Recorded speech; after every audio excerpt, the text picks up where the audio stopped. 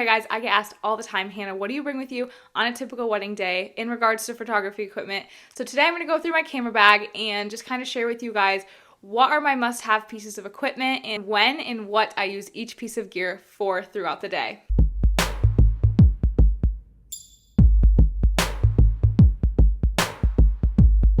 Hi guys, my name's Hannah. I'm a Michigan-based wedding and couples photographer turned educator here to help you level up your biz. Today I'm going to share with you guys my must-have pieces of photography equipment that are in my bag, as well as non-photography related items that I bring with me as essentials. Everything I talk about today in this video will be linked in the description, so if anything sparks your interest or you want to learn more about the gear I'm talking about, go ahead and check out the description for all of the links. So obviously the first thing and most important to bring to a wedding day is the camera bodies themselves. Before I get into what camera bodies I use and why I use them, I kind of want to go on a slight tangent and really stress the importance of using two camera bodies when you're shooting a wedding. It's just so important to have backup in case one was ever to malfunction or just isn't working properly. It's so important to have the other camera ready to go so you're not going to miss any shots of somebody's really important day. I also personally just like to have two camera bodies because I can have two different lenses on the camera bodies throughout the day so that I can get variety in the shots that I'm getting. At one moment I might want to get a wide angle lens and at the next I might want to get a really zoomed in intimate shot.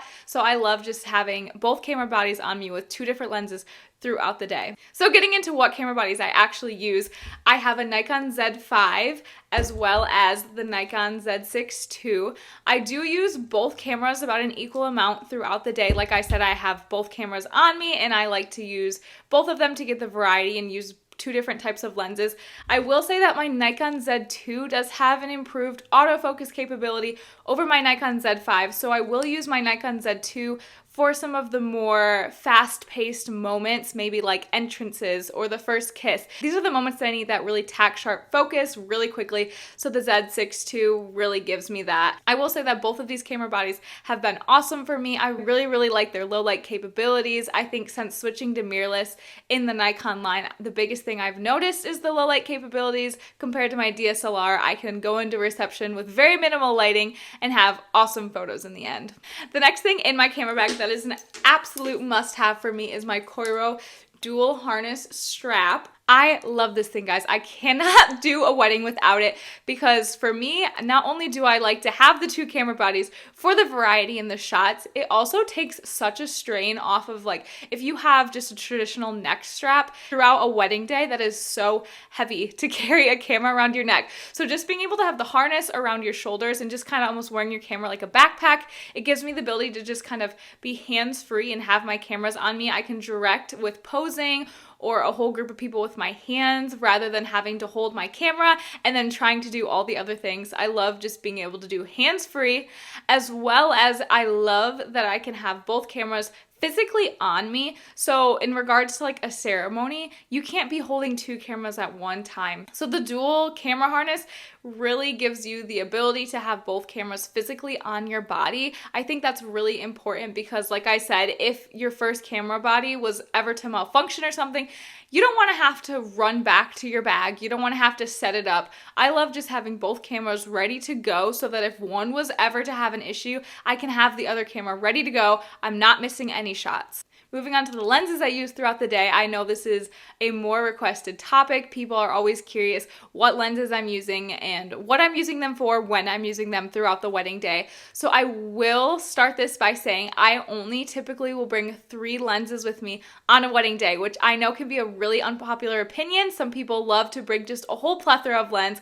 I like to keep it light. I only bring 3. I have my trio. Every now and then I'll bring 4, but for the most part, the 3 lenses I'm going to talk about today are the lenses I bring to every single wedding. The first lens that I bring with me to every single wedding is my Nikon 50mm 1.8. I will use this lens for getting ready shots, portraits, as well as details throughout the day.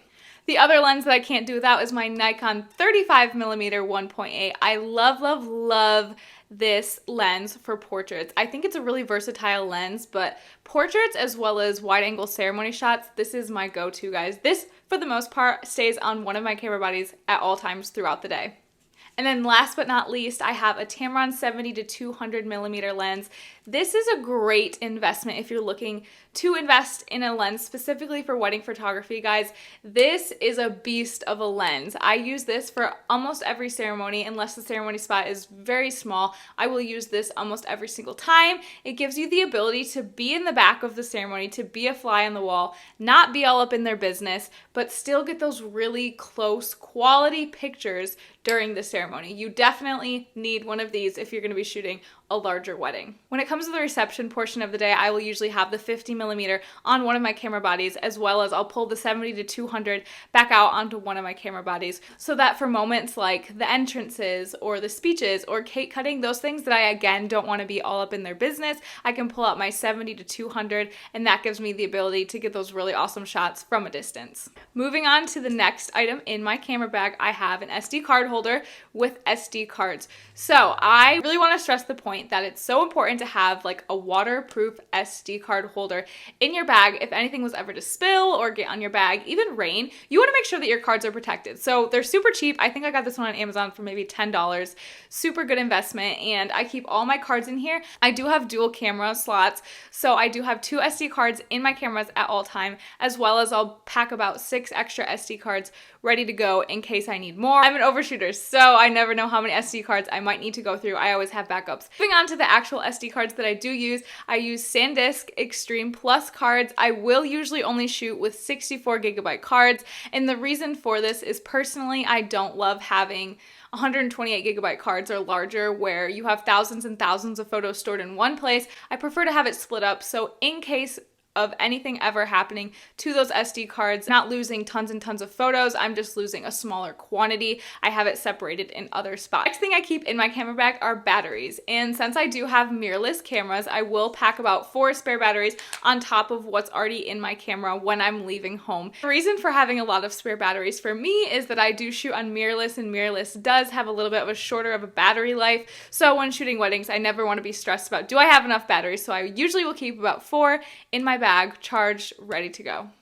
The last thing I keep in my camera bag are flashes, and I use these primarily for receptions, but every now and then if I have a really dark ceremony spot or getting ready location, I will pull out the flashes.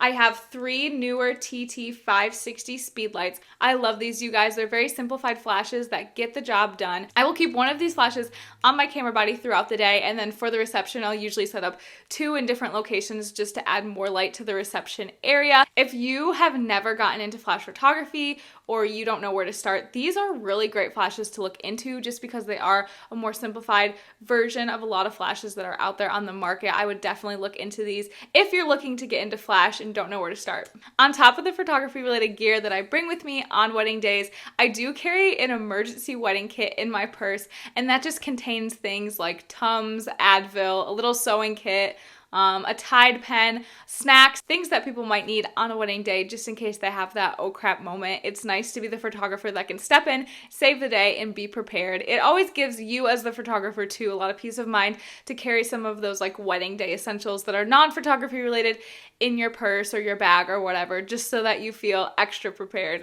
Like I said before, guys, if any of the gear I talked about in today's video sparked any of your interest, I'm gonna link it all below in the description. Feel free to check out the gear more in depth that I talked about. If you found this video helpful, I would love if you could give it a thumbs up. Feel free to comment below if you have any questions on the gear I used or when or what I use it for. Make sure you subscribe, and I'll see you guys next week.